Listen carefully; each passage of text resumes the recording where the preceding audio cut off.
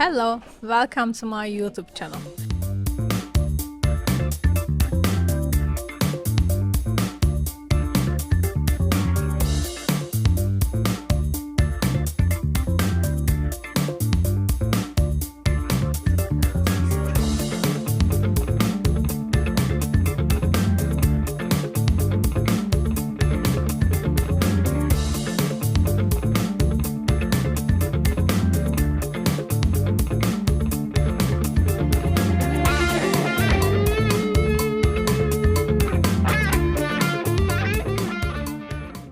Hello, welcome to my YouTube channel. We have just wrapped up 3 days of Asian Racing Conference. I've already shared the content about the conference which was organized in Sapporo, Japan. I have shared the key moments of the conference and my experience and my notes from the speeches. Now, I would like to share with you the most important statistics which shared in the conference. As you can see, I am still in Japan, but now in Tokyo. You can see the background of Tokyo and Tokyo with love. The chairman of the Asian Racing Federation And the CEO of Hong Kong Jockey Club, Mr. Winfred Engelbrink Bridges, has influenced the participants with his keynote speech and with the data and statistics which he shared. First thing first, a significant demand for arranging a major racing events still exists, and it's a bright side of the industry. Especially after the pandemic period, after 2021, the interest in horse racing rapidly growing. The Japan Cup, the Melbourne Cup, and the Hong Kong Jockey Club international races attendees numbers which were the example of his points. In his speech, he mentioned about the 9 major challenges was recapped. These are the industry fragmentation, integrity, illegal betting and offshore betting operators, social acceptability, competition, aging customer base, branding racing as a global sport, sustainability and human resources. He mentioned a solution for each problems. But the main message he shared with us is think globally for solving local problems. Mr. Engelbrink Bridges notified that wearable tech comes to the horse world, enhancing equine performance and safety with advanced wearable technology is going to reduce equine injuries. As a participant, we also informed about illegal gambling. The illegal offshore betting market is growing rapidly. Illegal betting involves as much as $1.7 trillion in a year in turnover. He shared his concerns that regulators were putting significant pressure on this market with increased regulations and higher taxes. So one of the topic his speech was aging demographic of racing customers. Individual aged 55 and above represent 43% of the total racing audience and account for 52% of the total racing betting turnover. Let's talk about the positive developments in the industry. His Highness the Amir Sword Festival continues to gain international status supported by the prize money boost to the Qatar Riyals 10 million in 2023.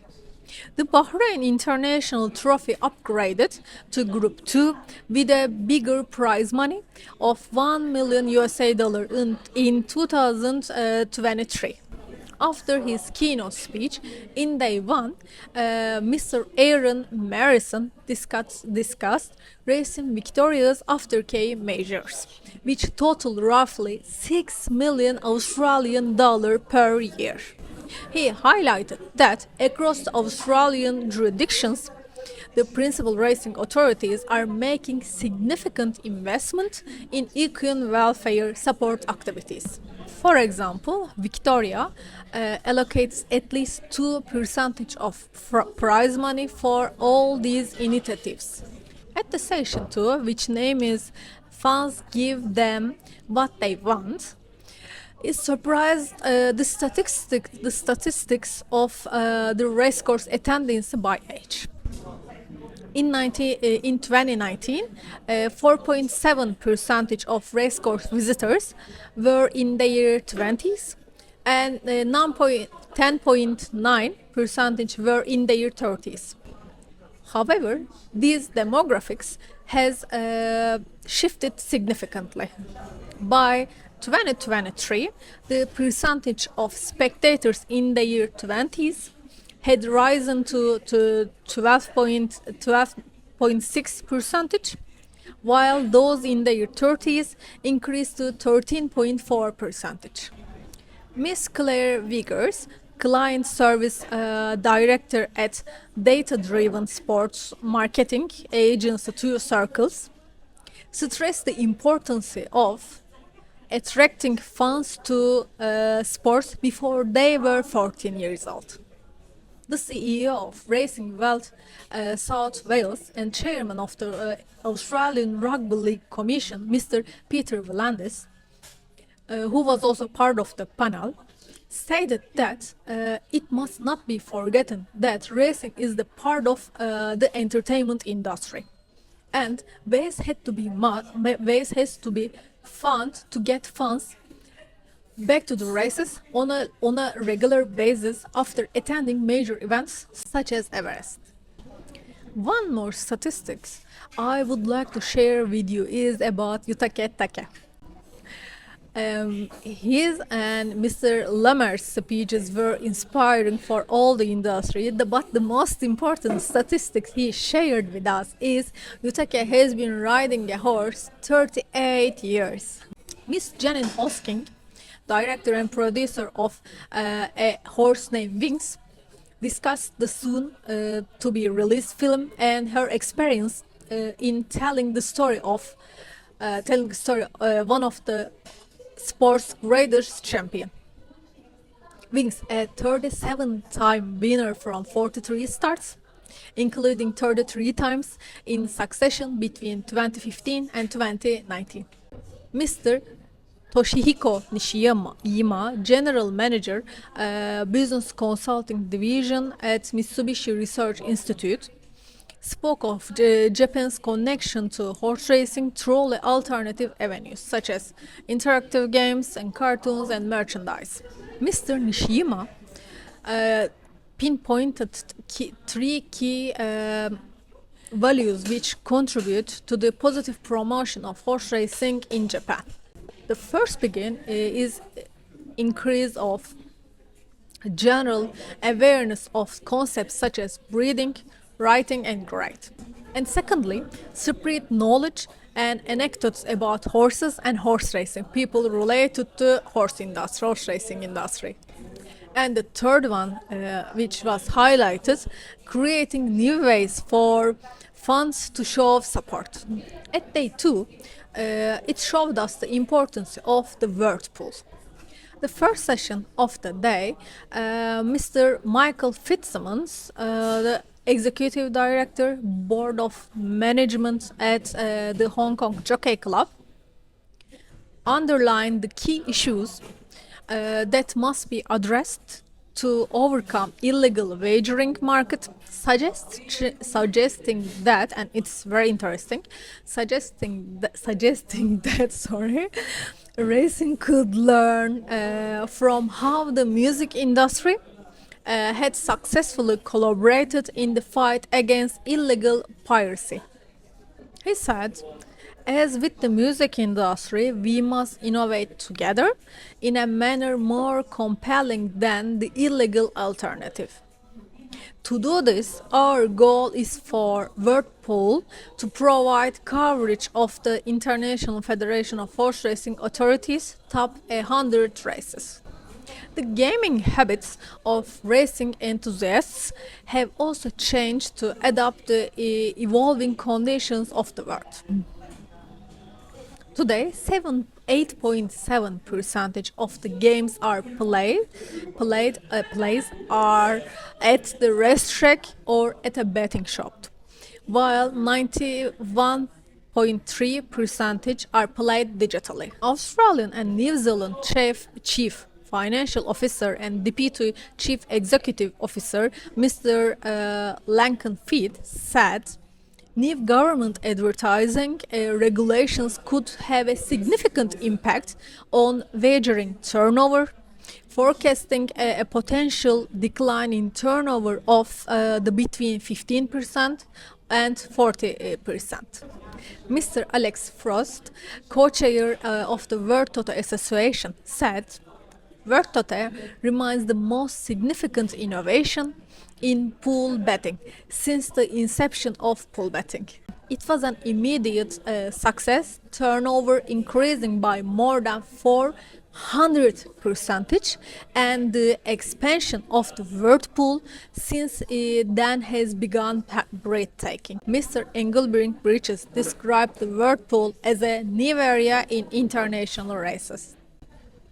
Before we continue, I would like to remind you to follow my channel, thumbs up the video, and of course share your comments and questions with me. Yes, let's talk about the statistics of World Tote Association. The World Tote Association, established in 2019, comprises some of well-respected and established pool betting operators worldwide. The association has 21 members and 10 associate members with a combined annual turnover over $40 billion. New Tote report has published on the website of the World Tote Association. And you can also find the link on the description area as well. And the speakers has also stressed that Tote betting should be differentiated from other types of betting because of the fundamental of economical structure of racing, which generates several hundred billion in gross domestic product and employs over 2 million people around the world. At the fourth session of the day, we listened big changes across Asian Racing Federation footprint. His Excellency Mohammed Said Al Sheikhi, General Manager of the Emirates Racing Authority and Vice Chairman of the Asian Racing Federation, highlighted the pivotal role played by the United Arab Emirates in the world of horse racing, and pointing to the remarkable growth in the number of owners and trainers, which saw 16% increase from 2019 to 2024. Mr. Tom Ryan, Director of Strategy at Jockey Club of Saudi Arabia, highlighted all the metrics and pointing in the right direction for racing in the country and region. Horse from 16 different countries has been represented, and jockeys from over 25 nations have ridden at the race. One of the most striking features of the race is the Jockey Challenge concept, in which 32 female riders participated. This is not only highlights the incredible global talent, and also underscores a commitment to celebrating diversity and excellency in the sport. At day 3, in the first session was delivered by corporate sustainability expert Mr. Bob Langert, who led McDonald's corporate social responsibility and sustainability for more than 25 years. Before retiring 2015. Mr. Langert refers McDonald's historical challenges, saying there were a lot of lessons learned he believed could help the horse racing industry. He said one of the main reasons McDonald's is thriving today is because it took the issue of social license, social responsibility, and corporate sustainability extremely seriously. In a session on the third day of the 40th Asian Racing Conference titled Breeding, Unpacking Future Challenges and Opportunities, Ms. Sarah Carmichael, Chief Executive Officer at International Thoroughbred Breeders Federation, highlighted the aging population of the staff currently running Tote, while also holding concerns for the number of recent disapparel sales. Yes, these were generally the topics discussed over 3 days conference. I've only shared a very small portion of the information and statistics that speakers presented. Everyone who attended at the conference has truly informed about what's happening and what's going to happen in the world of racing. In addition to my insights, I want you to listen to industrial leaders and professionals about the significance of the Asian Racing Conference. Let's hear what they said about it. Yes, well, I think what we found out at the conference is there's lots of concern around racing in the world. So we've had 4 racing jurisdictions closed down in the last year. So there's tremendous energy to make sure that everyone's working together to make sure racing's in a much better place globally. So it's more of a thought on progression and how the industry can take itself forward rather than looking backwards. The good point of this Asian Racing Conference is that there's people coming from all around the world, from different jurisdictions and with different rules. And the fact that everybody can talk and express his vision of horse racing, it can improve the sport. To find the best ways to promote the sport and the industry, and also to talk about the difficulties of the industry, because nothing, of course, is perfect. But here we can talk all together and finally join our forces to make the sport better and also better known by the people who doesn't know about horse racing. Well, the Asian Racing Conference was originated in Japan in 1960. So we gave birth to the conference. At the first, it was the place for people together, racing organizers together, to foster relationship and exchange ideas. But the conference had grown, and now Asian Racing Conference has grown to be one of the largest international racing conference. For instance, we have participants this year from over 40 countries and over 800 people. So we're very happy that everybody's gathered here and we can promote racing internationally. Well, this is a very, very important conference. It's an Asian Racing Conference in name, but really it's a global racing conference. It brings together all the important racing bodies from around the world.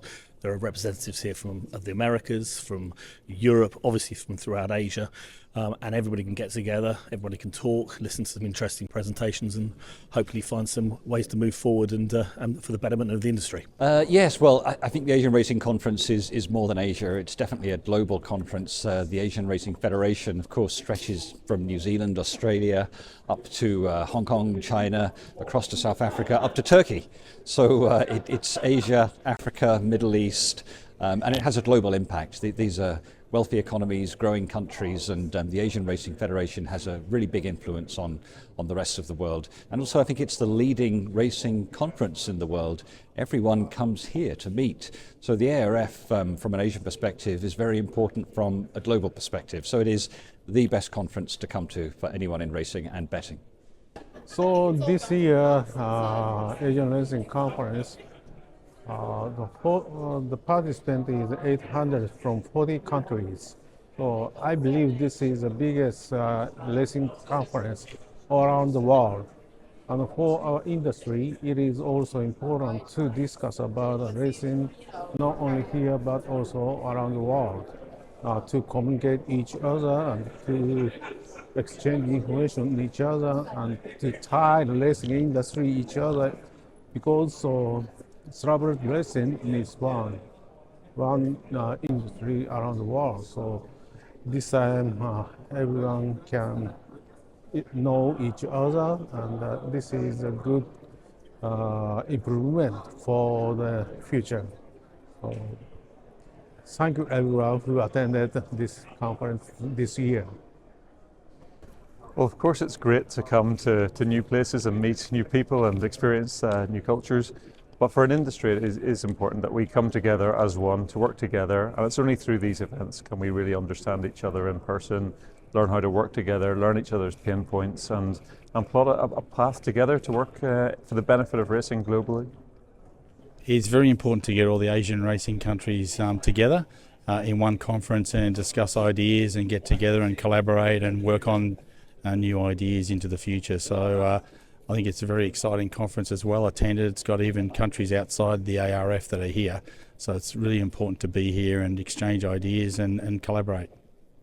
It basically brings all countries together in one forum to express their achievements and their challenges and their strategies. So if you're a country and you're looking for answers, it's the place to come. It's solutions driven, it highlights the ways forward, and it also gives you an opportunity to network with other leaders such that you can understand their strategies and also shape your racing in your country accordingly. So if you're looking for answers, if you're looking for global collaborations, you've got to come here. It's the best conference ever for growth. So that's the positivity. まあやはりお互いの影響力ですね。やはり各々のいい点長所を取って、例えば諸外国には日本の競馬の運営システムなどのいい点を学んでほしいし、日本のホースマンにはやはり、その日本だけの狭い世界にいらっしゃる方が多いんでね、世界にはこういういろんなやり方があるんだよっていうことをね、もっともっと学んでほしいと思いますし、そういう意味で、最高の機会だと思っています。そうね、まあ本当に世界中で競馬っていうのは行われてますけど、そのアジア競馬でこうみんなで、競馬を良くしていこうというとても意味があることだと思うので、競馬が良くなっていくことだと思いますね。And now it's time to start talking about 41st Asian Racing Conference, which is gonna held in Riyadh, Saudi Arabia. Asian Racing Federation community and the Jockey Club of Saudi Arabia have already begun planning and organizing preparations for the 41st Asian Racing Conference. The clock is tick-tocking for the 41st Asian Racing Conference in Riyadh, Saudi Arabia. Thanks for watching me. Please subscribe, thumbs up the video and share your comments with me. And also I would like to hear the videos which you would like to watch on my channel. Cheers!